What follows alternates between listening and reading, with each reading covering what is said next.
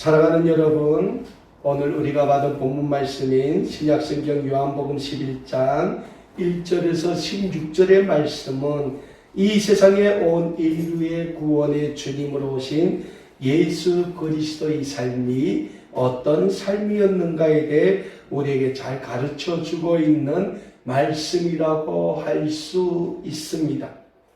우리가 잘 알고 있는 것처럼 예수님은 아담 이후로 범죄한 우리 온 인류를 이 세상의 모든 죄에서 구원해 주시기 위하여 이 세상에 찾아오신 구원의 주님이십니다.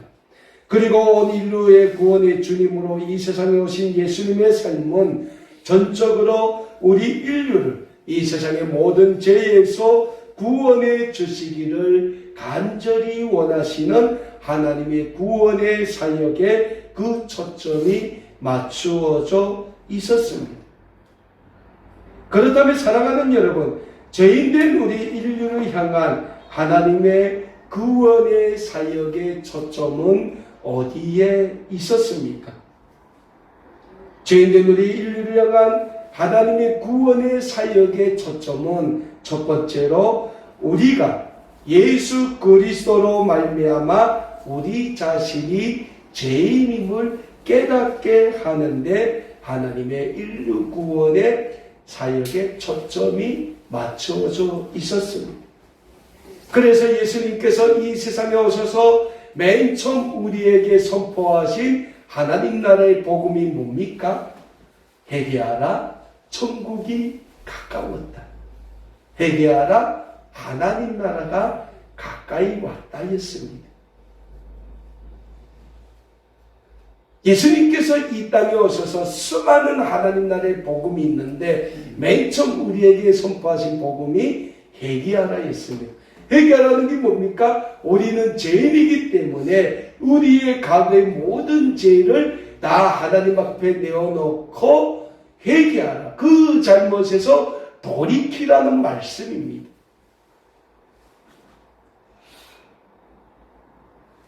제가 20년 전에, 21년 전에 대한민국 왔을 때만 해도 거리 곳곳에서 전도하는 분들이 굉장히 많았어요. 근데 요즘 여러분이 이렇게 거리를 보면 전도하는 분 찾아보기 굉장히 힘들지요. 가끔 사거리에서 왼쪽으로 가면 주사랑 교회라고 있는데 그 교회 장로님이 저 사거리에 나와서 예수 믿으세요, 예수 믿으세요. 한 장로님밖에 못 봐요. 그리고 저 중에는 여호와 증인입니까? 이단에서 나와서 성경 공부합시다 하고 하는 게 있죠.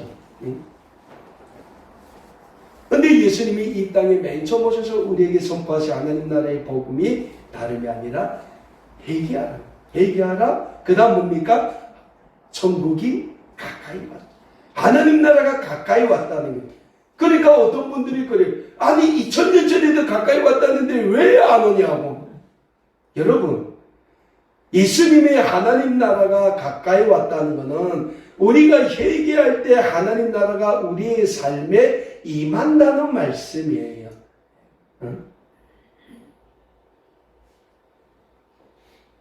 하나님 나라가 우리의 삶에 임할 때 우리의 삶은 과거의 삶에서 미래지향적인 하나님의 구원의 영광을 위한 삶으로 우리의 삶의 초점이 바꾸어진다는 거예요. 그래서 우리가 우리의 모든 죄를 다 하나님 앞에 내어놓고 회개하고 우리가 제사함을 받고 우리가 예수 그리스도를 말미암아 우리가 구원을 받으면 그 다음부터 우리의 삶은 어떤 삶이 됩니까? 하나님의 구원의 영광을 위한 삶으로 바뀌어지게 된다는 거예요.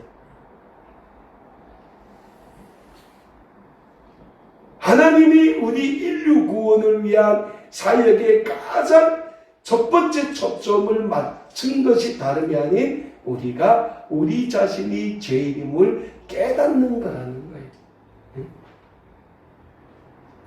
그래서 신약성경 로마서 10장 17절 말씀에서 우리에게 어떤 말씀 주십니까? 그러므로 믿음은 들음에서 나고 들음은 어디서 난다고 했어요?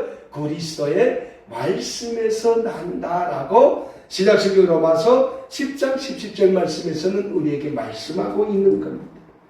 저는 우리 아름다운 꿈에게 모든 믿음의 가족 여러분들도 날마다 예수 그리스도의 말씀에 집중하는 말씀의 삶을 사시기에 힘쓰는 우리 모든 믿음의 가족 여러분들 다 되실 수 있기를 간절히 소원합니다. 아멘.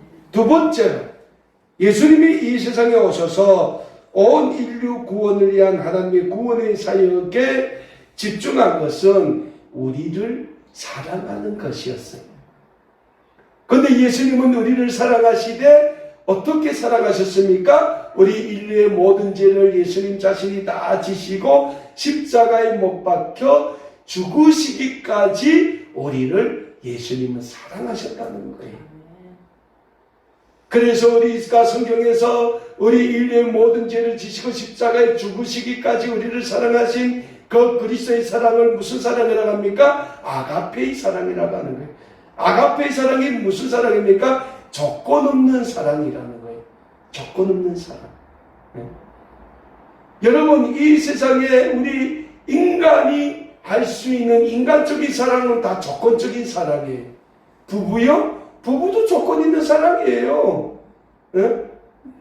남자는 집안의 가장으로서 돈 벌어 들여와야 되고 자식 키워야 되고 그 조건이 없는 겁니까? 다 조건 있는 사랑이에요. 오직 이 세상에 조건 없는 사랑은 우리 인류를 향한 하나님의 구원의 사랑이라는 영적인 진리를 우리는 잊지 말고자 합니다. 예수님께서 이 세상에 오셨어요. 그리고 예수님께서 우리를 사랑하셨는데 예수님께서 특별히 어떤 사람들을 사랑하셨습니까? 이 세상에서 가장 천하다고 여겨지는 사람들, 이 세상에서 가장 소외되었던 사람들, 이 세상에서 가장 버림받았던 사람들을 예수님은 찾아가시는 것을 좋아하셨고 그들의 친구가 되시는 것을 예수님은 좋아하셨어요. 예수님은 이 세상의 고관 대작들을 찾아 안 갔어요. 이 세상의 왕들을 찾아 안 갔어요. 예수님은 이 세상에서 가장 버림받았던 사람, 이 세상에서 가장 소외됐고 이 세상 사람들로부터 손가락질을 받았던 그런 사람들을 예수님은 찾아가셨고 그들을 구원해 주셨고 그들에게 하나님의 구원의 사랑을 증거해 보이셨던 거예요. 그리고 예수님의 그러한 친구들 중에는 오늘 우리가 받은 본문 말씀에 기록된 유대의 베단이라는 자그마한 마을에서 살고 있던 나사로와 그의 자매들도 있었습니다. 우리가 잘 알고 있는 것처럼 베단이는 유대의 감람산 동쪽에 위치해 있는 아주 작은 마을이에요. 그리고 이 유대의 작은 마을인 베다니에는 예수님과 아주 가까웠던, 정말 예수님과 친형제 자매처럼 가까이 지냈던 나사로와 그의 누이들인 마르다와 마리아가 살고 있었어요. 성경을 살펴보면 나사로와 그의 너희들은 당시 유대 사회에서 소외된 계층에 속한 사람들입니다. 우리가 잘 알고 있지만 이 나사로의 너희 중에 마리아는 어떤 여인입니까? 마리아는 당시 자신의 몸을 팔아서 생계를 유지하던 창녀 출신이에요. 그랬던 마리아가 값비싼 향유를 사서 예수님을 찾아옵니다. 그리고 예수님께 그 향유를 붓고 자기의 머리털로 그 예수님의 발등을 닦았던 그 여인이 나사로의 누이인 마리아예요. 마을 옆에서 예수님 제자들이 저 비싼 향유를 팔아서 가난한 사람들에게 먹을 것을 나눠줬더라면 얼마나 많이 나눠줬겠습니까? 막 이럴 때 예수님이 뭐라고 말씀하셨어요? 너희는 저 여인의 행위를 후대에 두고 전해야 할 것이라고 말씀하실 정도로 이 마리아의 행위는 예수님을 지극히 높여들었던 그러한 행위라는 거예요. 뭡니까? 예수님이 당시에 찾아갔던 사람들이 그런 사람들이라는 거예요. 몸을 팔아서 생계를 유지했던 창녀들, 그런 사람들이 예수님은 찾아가서 너는 내 자매요, 내 친구라고 불러주셨다는 거예요. 품어주셨다는 거예요. 그리고 그들을 구원해 주셨다는 거예요. 그리고 그들을 하나님의 복음의 중보자로 예수님이 세워주셨다는 거예요. 그런데 그러한 마리아의 오라비 나사로가 지금 소생 불가능한 불치의 병에 걸리게 됩니다. 그래서 마리아와 마르다는 급히 예수님께 사람을 보냅니다. 그리고 예수님께 빨리 오셔서 예수님이 사랑하는 나사로의 병을 고쳐주실 것을 간청을 드려요. 오늘 본문 말씀인 요한복음 11장 1절에서 3절의 말씀입니다. 어떤 병자가 있으니 이는 마리아와 그 자매 마리다의 마을 베다니에 사는 나사로라. 이 마리아는 향유를 주께 붓고 머리털로 주의 발을 닦던 자요, 병든 나사로는 그의 오라비더라. 이에 그 너희들이 예수께 사람을 보내어 이르되 주여 보시옵소서, 사랑하는 자가 병들었나이다 하니. 오늘 3절에서 뭐라 말씀하십니까?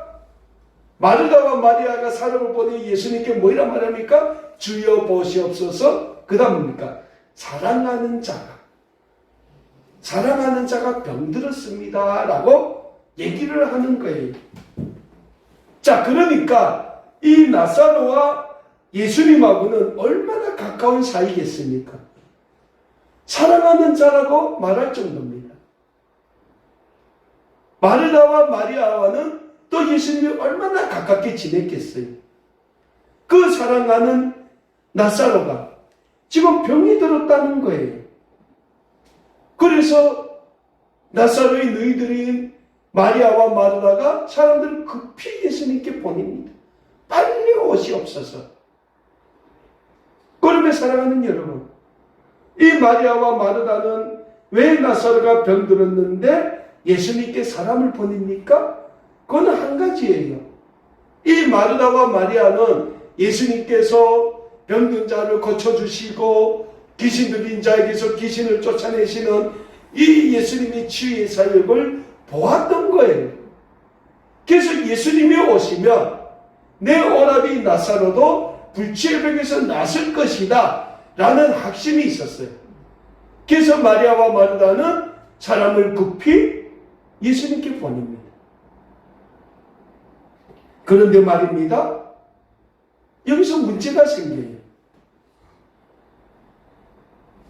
나사로가 불치의 병에 걸렸다는 그 소식을 들은 예수님의 반응이 별로 시원치 않아요.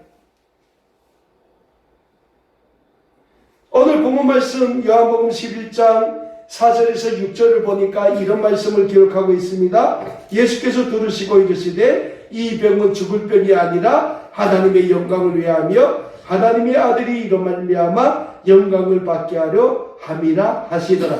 예수께서 본래 마르다와 그 동생과 나사로를 사랑하시더니 나사로가 병들었다함을 들으시고 그 계시던 곳에 이틀을 더 유하셨다라고 말씀해요. 사랑하는 여러분, 인간적으로 봅시다. 인간적으로 보면 얼마나 나사로와 가깝습니까? 근데 그 나사로가 불치병에 걸렸다는 소식을 들으면 예수님이 바로 나사로를 찾아가서 야 나사로야 일어나라 했을 건데 예수님이 뭐라 말씀하십니까? 이 병은 죽을 병이 아니라고 말씀하세요. 그리고 뭐라고 말씀하십니까? 이 병을 통하여 하나님이 영광을 받으시기 위함이다. 첫 번째는 뭡니까? 하나님이 나사로를 통하여 영광을 받기를 원하신다는 거예요. 두 번째가 뭡니까? 하나님의 아들, 다름 아닌 예수님이 나사로를 통하여 영광 받기를 간절히 원한다는 거예요.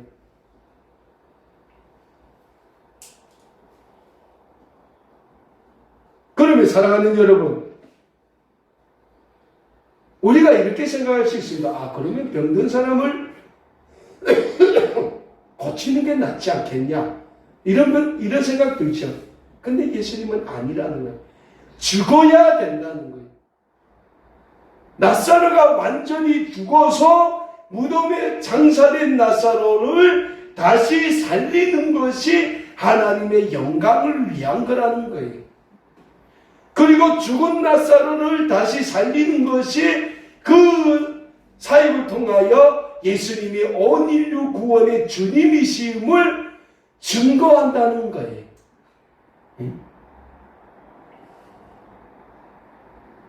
오늘 우리도 마찬가지입니다.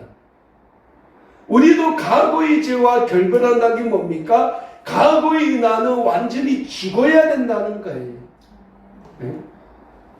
우리가 예수님을 믿으며 세례를 받지 않습니까? 왜 세례를 받습니까? 세례를 받음으로 나는 과거의 모든 죄에서 완전히 죽었다는 거예요. 그래서 침례교단에서는 아직도 이 세례를 받을 때 물 안에 사람이 들어갔다 나옵니다. 완전히 들어갔다 나온다는 거예요. 우리 장로교단에서는 성부와 성자 성령의 이름으로 물을 찍어서 이마에 바르죠. 그러므로 우리는 제사함의 용서를 받았다는 징표기 때문에 우리는 그렇게 하지만 침례교단은 아직도 물에 들어가요. 완전히. 예수님도 요단강에서 세례 요한으로부터 세례를 받을 때 어떻게 했습니까? 요단강에 완전히 들어갔다 나왔지 않습니까? 과거에서 완전히 죽었다는 거예요. 그리고 나왔을 때 성령이 비둘기와 같이 예수님의 머리 위에 임했다는 거예요. 나사로도 같습니다. 예수님이 뭐라 말씀했습니까? 이 병은 죽을 병이 아니라는 거예요. 이 병을 통해 하나님이 영광을 받으시고 하나님의 아들이 영광을 받기 위함이다라고 예수님은 분명히 말씀을 하신 거예요.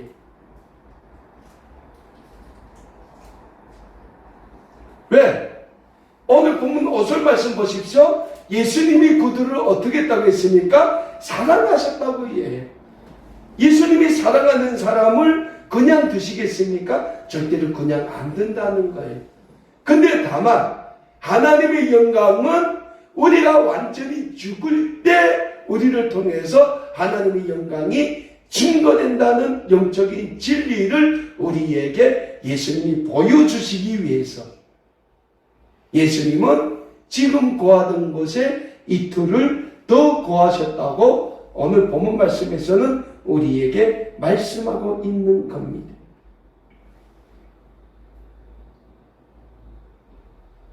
그리고 예수님은 어떻게 했습니까? 오늘 본문 말씀 요한복음 11장 14절 말씀 보십시오. 이에 예수께서 밝히 이르시되 나사로가 어떻게 됐다고 했습니까? 죽었다라고 예수님 말씀하세요. 죽었다. 나사로가 죽은 다음에 예수님이 제자들에게 우리가 다시 유대로 가자라고 말씀을 하지 않습니까? 근데 이 제자들은 또 걱정이 있어요. 무슨 걱정이 있습니까? 예수님이 방금 유대인들의 명절인 그 수선절에 예루살렘 성전에 들어가셔서 솔로몬 행각에서 유대인들로부터 신성모독죄로 돌에 맞아 죽을 위협을 당하셨단 말입니다. 그래서 지금 피해서 그 유대인들의 위협을 피해서 왔는데 다시 그 유대로 가겠다고 하니까 제자들이 걱정이 되는 거예요. 그래서 제자들이 예수님께 말씀합니다. 아니 선생님, 방금 유대인들한테 죽을 뻔했는데 또 다시 유대로 가시려고 합니까? 라고 하는 거예요. 근데 예수님은 어떻게 합니까? 다시 유대로 가신다는 거예요. 왜? 나사로를 통하여 예수님이 하실 구원의 사역이 있기 때문에 예수님은 위협을 무릅쓰고 다시 유대로 가신다는 겁니다. 사랑하는 여러분, 죽은 사람을 살리는 위대한 구원의 사역, 이 사역은 예수님밖에 할 수 없는 사역임을 우리는 믿고자 합니다. 왜 그렇습니까? 하나님은 우리 인류를 하나님의 형상대로 창조하신 창조주 하나님이시지 않습니까? 그래서 하나님은 우리를 너무나도 잘 알고 계시는 분이라는 사실이에요. 우리의 마음과 뜻과 생각까지도 감찰하시는 분이 누구십니까? 하나님이십니다. 어디 그뿐이십니까? 하나님은 우리의 육체의 구속까지도 너무나도 잘 알고 계시는 분이십니다. 왜십니까? 하나님은 우리를 창조하신 창조주 하나님이시기 때문입니다. 그리고 하나님의 그 위대한 창조사역에 예수님은 말씀으로 함께 하셨습니다. 그래서 예수님도 우리를 너무나도 잘 알고 계신다는 영적인 진리를 우리는 잊지 말고자 합니다.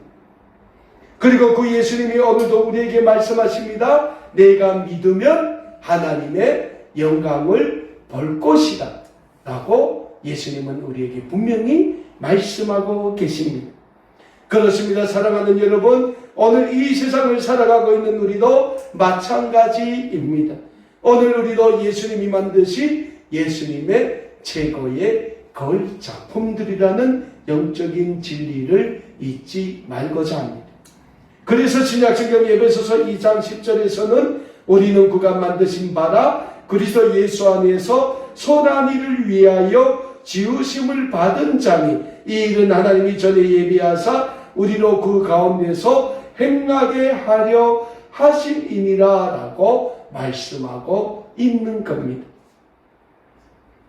사랑하는 여러분, 에베소서 2장 10절 말씀에서 뭐라 말씀하십니까? 하나님이 예수 그리스도를 통하여 우리에게 주시고자 하시는 인류의 구원에 대하여 하나님의 이 구원은 우리 인간이 구웠던 자랑삼아 다룰 수 없는 이유를 주장하고 있는 거예요. 그 이유가 뭡니까? 하나님이 그리스도 안에서 우리를 위하여 예비하셨다고 말씀하고 있어요. 뭘 예비하셨어요? 죄인된 우리를 위한 하나님의 구원의 사역을 하나님이 예비하셨다는 거예요. 그리고 구원받은 우리로 하여금 그 가운데서 구원의 백성임을 증명하게 하기 위하여 우리의 삶을 통하여 증거하기 위하여 하나님이 우리를 구원해 주셨음을 분명히 말씀하고 있는 겁니다. 에베소서의 말씀에서는 우리는 그가 만드신 바라라고 소개합니다. 여기서 만드신 바는 하나님의 의도대로 이미 우리가 만들어졌음을 의미하고 있는 겁니다.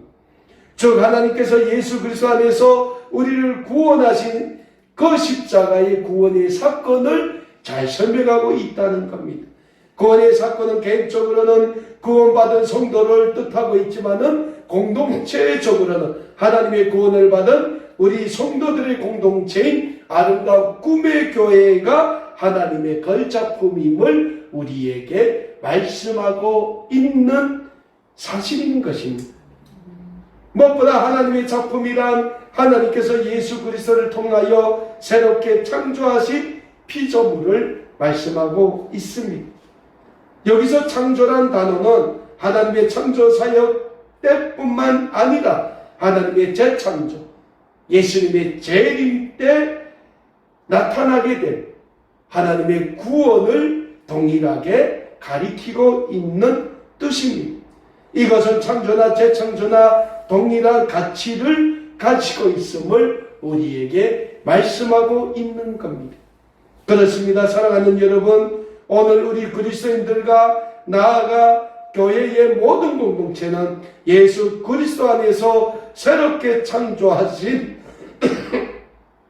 하나님의 걸작품이며 곧 예수 그리스도 안에서 다시 새롭게 태어난 피조물인 것입니다.